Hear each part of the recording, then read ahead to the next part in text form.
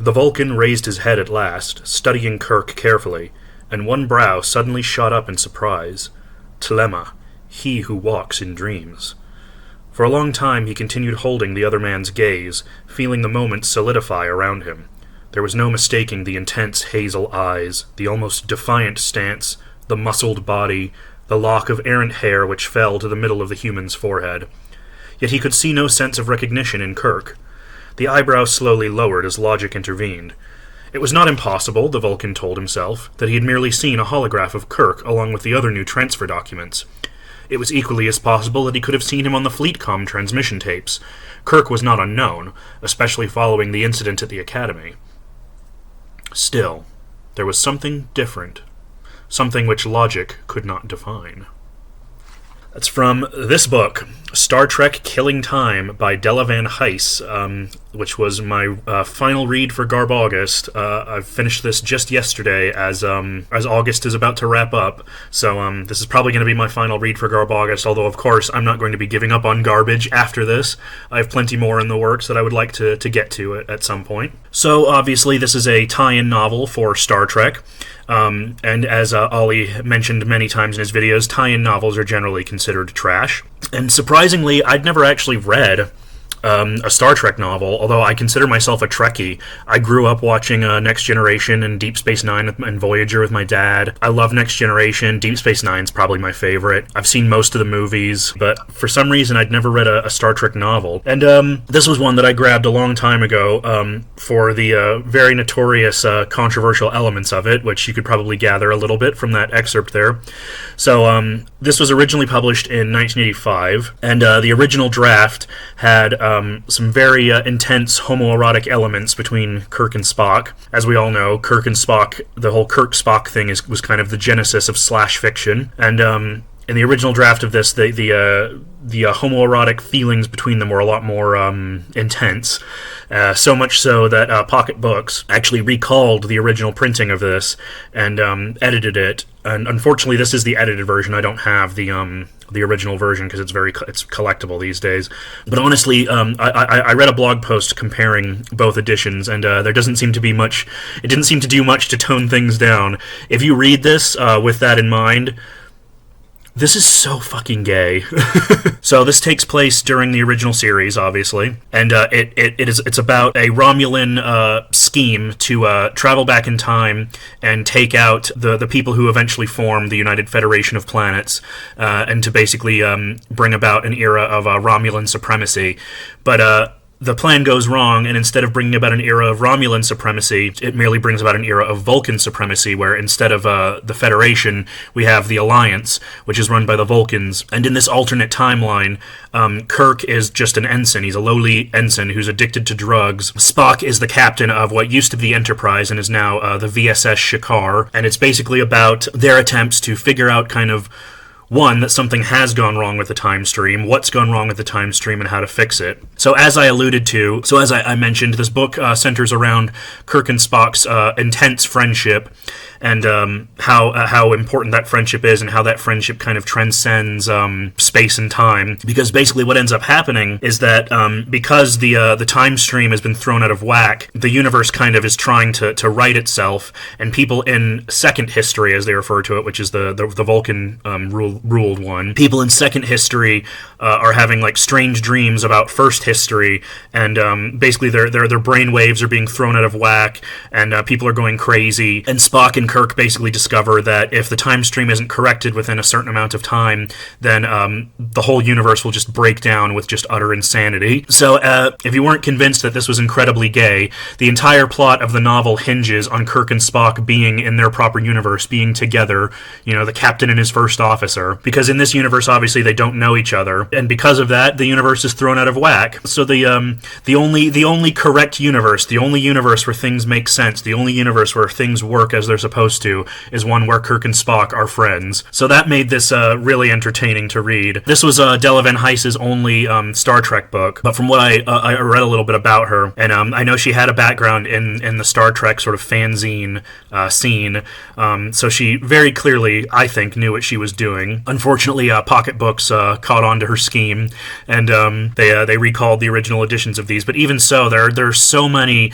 just moments of just intense emotional moments between Kirk and Spock in this book. It's basically as gay as it can possibly be without actually being gay. Like, there's so much like just looking into each other's eyes and feeling these strong feelings of personal connection and love for each other. And in the original version, there was a lot more touching. There was lots of like face touching and caressing and open shirts and things like that. I mean, it's very clearly meant to be homoerotic, and that made it a lot of fun to read. It was really entertaining. But there's a couple other interesting things, too. There's a character named Yeoman Saparva, who's a creature called a Catellan, and she's basically like an intelligent, sentient dog person, a dog woman. And there's another character named Richardson who's like very into her, and they kind of have a thing going on. So in this book, Della Van Hise really did it for the gays and the furries.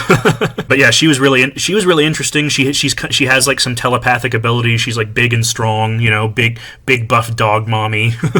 I would have liked to have seen more of her, but apparently this is the only novel that her and her species appear in, so that was kind of disappointing. There's Thea, who is the Romulan praetor, and she was featured in one of the earlier episodes of the original series, who also has a very intense connection with Spock. And there's this interesting kind of like almost like a love triangle thing going on with Spock, where Thea wants to be with Spock and she wants him to join the Romulan Empire, but Spock knows that he has to return things to its proper place, and he can only do that by Kirk's side. So she almost ends up being like a third wheel, kind of coming in between Kirk and Spock, and she's like really jealous over him. It really is like a lover's spat kind of thing. I mean, it's so obvious that that's what it's like meant to be. And there's so many other things like that. Like there's a scene towards the end where Kirk and Spock have a mind meld, and it's like so intimate the way that it's described. Like the way they talk about it, let me just read it to you. Kirk studied the Vulcan's slightly nervous demeanor. "You know me, Spock," he said gently. "I'll try anything twice." "Twice?" the Vulcan repeated. Kirk nodded. "I have to be sure if I like it or not," he explained, but he quickly sobered. "What do you have in mind?" The Vulcan glanced away for just a moment. "A meld," he said at last. "Again, I can offer no guarantees, and if you do not wish to—" "I didn't say that, Spock." The human interrupted with a gentle smile. "I do want to try it. And even if the whole thing turns out to be nothing more than a mind game, I still want to know." The Vulcan nodded very slowly, but did not respond. Kirk managed to smile, feeling suddenly awkward but anxious. "Last chance to throw me out, Spock," he offered quietly. But the Vulcan shook his head as the decision became clear. "It is time to stop running, for both of us." An eyebrow rose at the unusual train of thought, but he made no effort to block the implications. "I believe the only answers we will ever have are within ourselves, Jim." Kirk let himself relax, not expecting the meld so quickly, but determined to go through with it anyway. For a moment there was only the surreal quality associated with the meld, and then, somewhere, in a universe locked away from reality, a Vulcan commander and his human friend demanded recognition. I mean, tell me that's not gay. Tell me. You can't. That is very clearly a metaphor for sex. Like, I'm sorry, you're not convincing me otherwise. So yeah, the whole book is like that. It's just loaded with just like so much tension between Kirk and Spock, and it actually makes it really fun to read. Not just, you know, for like homoerotic reasons, but it's also just interesting to see just this very intense male friendship between these two characters, which of course has always been a part of Kirk and Spock's relationship. It definitely upped the stakes because, you know, it really is like a romance novel where it's like you want them to sort of get together, as it were, you know. So she really did mine a lot of good stuff out of that. I will say, if you're not already a fan of Star Trek, you probably won't give a shit. There's some other things, like when it's not focused on Kirk and Spock, it can get kind of slow and dull. There's an extended period where Kirk and Spock are separated for a while, and it's just him and Thea, and while it's their relationship is kind of interesting, it really just feels tossed in there to just reassure the reader that it's totally hetero, that there's nothing gay about this. The romantic connection between Thea and Spock feels a bit tacked on. And of course, as always with this kind of thing, there are some moments of just like technobabble where, you know, your eyes kind of glaze over a little bit. But generally, like, I really enjoyed it, surprisingly. Like, this is my first Star Trek tie-in novel, and it was a very unusual one, but I really liked it. It was really fun and cathartic to sort of read a novel where the entire fate of the universe hinges on the relationship of Kirk and Spock and of them being together. It was really, really cool and really nice to read. You know, and I commend Della Van Hise for really just going for it and just making it as homoerotic as she possibly could, without, you know, getting in too much trouble. Unfortunately, because of that controversy, it led to from what I understand anyway, it led to Pocket Books kind of tightening their control over the Star Trek series. So I don't know if there are any other books that have this level of slash bait in them.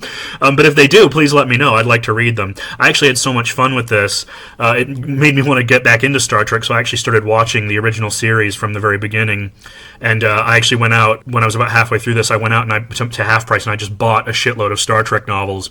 So I definitely look forward to reading more of these and seeing if they get any crazier or any more homoerotic. And also that cover up by Boris Vallejo is pretty cool, isn't it? Apparently Boris Vallejo did quite a few Star Trek covers. I didn't know that, but that's really cool. But yeah, it was an interesting book. I enjoyed it. If you're not a fan of Star Trek, you probably won't care, but if you are, then you might find it interesting, especially if you enjoy queer baiting like I do. But yeah, so that was my review of Star Trek Killing Time by Della Van Hise. I hope you all enjoyed, and I'll see you guys later. Bye!